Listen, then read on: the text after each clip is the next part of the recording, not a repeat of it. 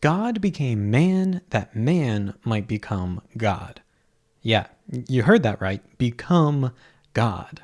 And this isn't a quote from some Mormon or New Age mystic. It's from Saint Athanasius, a church father whose orthodoxy is considered unimpeachable and fought nearly single-handedly against Arianism between the Council of Nicaea and Constantinople. But what does it mean that we become God, and can Protestants get on board with that?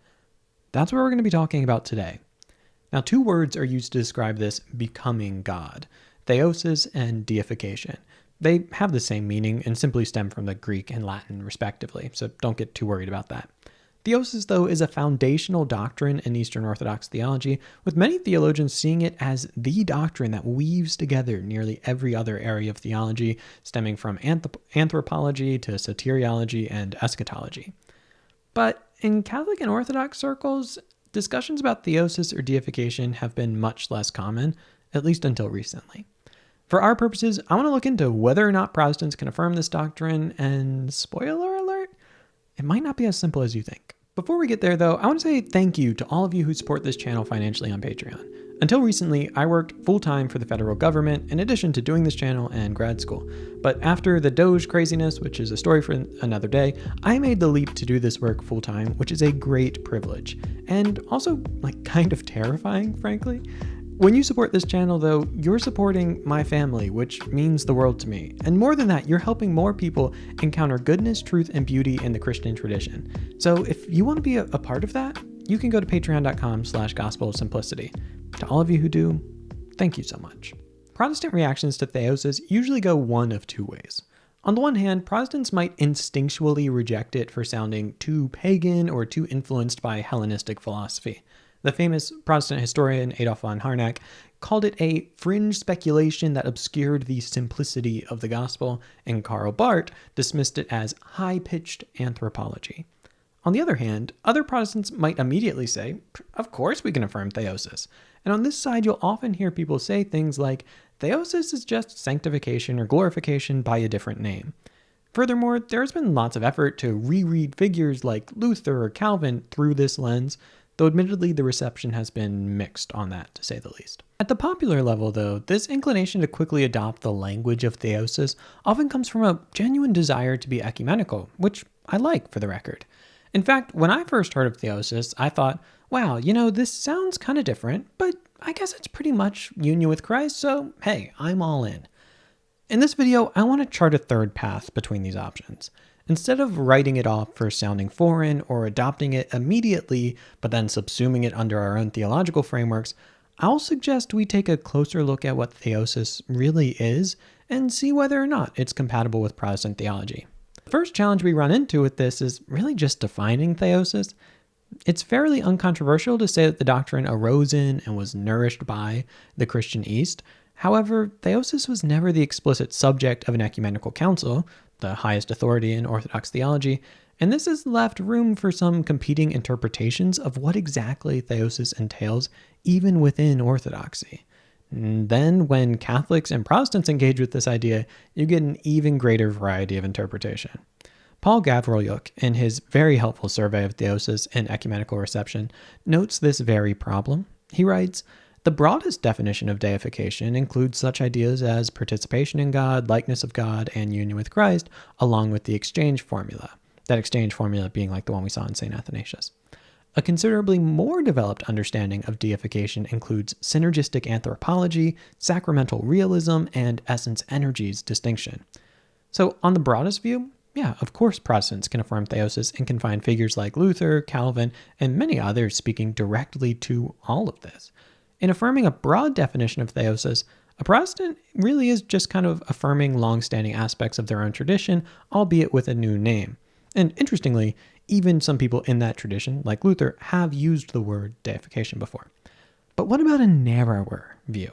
As we saw, Gavrilyuk said this would require three things: synergistic anthropology, sacramental realism, and the essence energies distinction. We're going to look at those all now. You might have heard of synergism before, but you probably heard of it in relation to salvation. In that context, synergism refers to man cooperating with God's grace in salvation. But what does synergistic anthropology mean, and how does it have anything to do with theosis? To answer that, we go back to the root of modern interest in theosis. Gavoriuk again writes, "It is little recognized that at least the initial impetus for retrieving the doctrine of deification in modern Orthodox theology did not come from the study of the Church Fathers, but from another corner. The idea of divine humanity, Sophia, developed by the 19th century Russian philosopher, theologian, and poet Vladimir Soloviev." Two brief asides here real quick. First, if you haven't read Soloviev, you should. He's fascinating. Second, this is a good reminder that Orthodox theology hasn't always looked exactly the same. I find most people that get interested in Orthodoxy assume that the specific style of modern Orthodox theology, shaped by like the neo-patristic synthesis theologians, is the only way Orthodox theology has been done. That's simply not the case. It's helpful to realize that, I think. But okay, back to the point. Central to the idea of sophiology is the divine humanity of God, which might sound weird, but in that sense, it's radically Christological, starting all thinking with the union of divinity and humanity in Christ, as articulated especially by the Council of Chalcedon. Now, figures like Sergei Bulgakov and Nikolai Berdyaev built on Soloviev and fleshed out an anthropology that saw man as a divine human synthesis. Theosis, then, is grounded in this inherent divinity in man and is the realization of the divine in man. Here we hit our first roadblock. If sophiology is a fundamental aspect of a full articulation of theosis, then many Protestants and Catholics, and a whole lot of Orthodox theologians, would have trouble affirming theosis because it would require an anthropology that has been highly debated. Here we can see the roots of why Barth saw theosis as high-flying anthropology. But that might seem a bit narrow to tie theosis to sophiology. Even if the sophiologists brought theosis to the forefront in theology, they don't get to define what it means, right? Maybe, we'll see. While the sophiologists often had tenuous relationships with the Orthodox hierarchy, figures like Vladimir Lossky and Andrew Louth in the 20th century offered a different foundation for theosis that was much more mainstream. Lossky writes that theosis is to become by grace in a movement boundless as God, that which God is by his nature. It's critical for Lossky and others that this is only made possible due to the Palamite essence-energies distinction, in which there is a real distinction in God between his unknowable essence and his active energies by which he acts and reveals himself. If the essence-energies distinction doesn't immediately seem relevant to this, let me explain.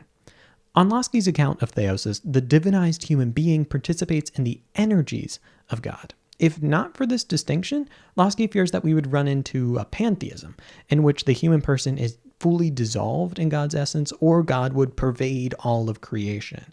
By focusing on the energies of God, theosis can be a synergistic process in which humans cooperate with the energies of God to become increasingly made one with God. This, of course, is yet another roadblock.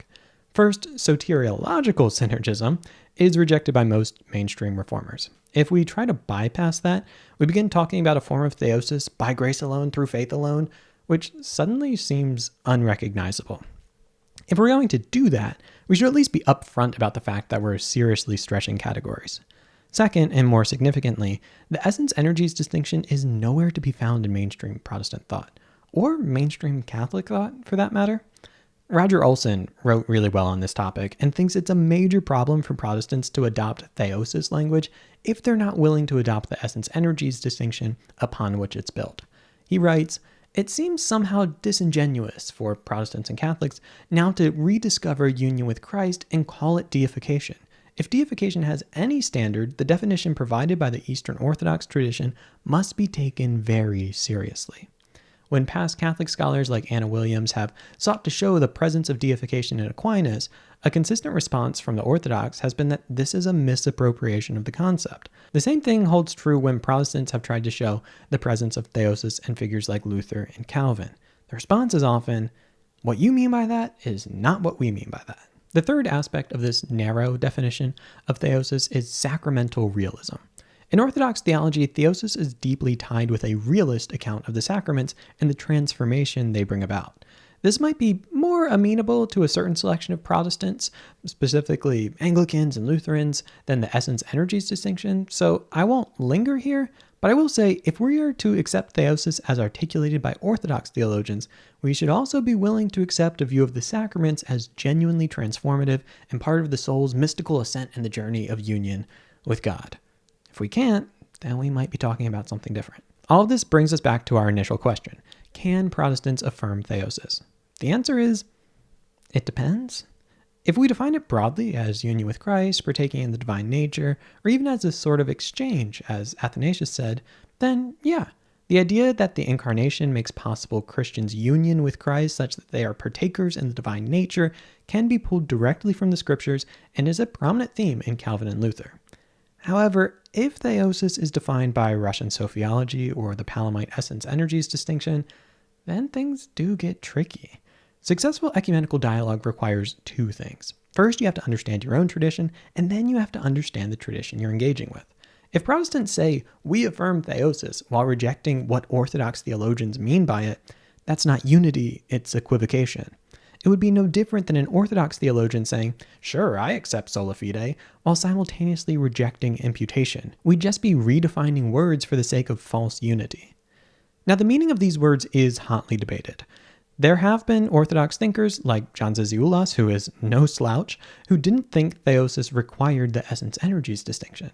In that case, I think a Protestant could have more grounds to say, yeah, I can affirm theosis insofar as this is what you mean by it. Furthermore, Protestants are welcome to develop an inherently Protestant version of theosis using their own categories, like theosis by grace alone through faith alone. But if this is what you're doing, you should be clear about that and not flatten the differences between a Protestant and Orthodox version of theosis, or a Catholic version of theosis. Additionally, it may be fruitful to try to find common ground by looking at theosis in shared saints, such as the early church fathers. This, however, may require Protestants, Catholics, and Orthodox theologians to be flexible in their account of theosis. We might say, hey, what they meant by theosis isn't necessarily laden with the baggage of later theological developments, and so maybe we can agree here, but not at that point in the timeline. That would be helpful.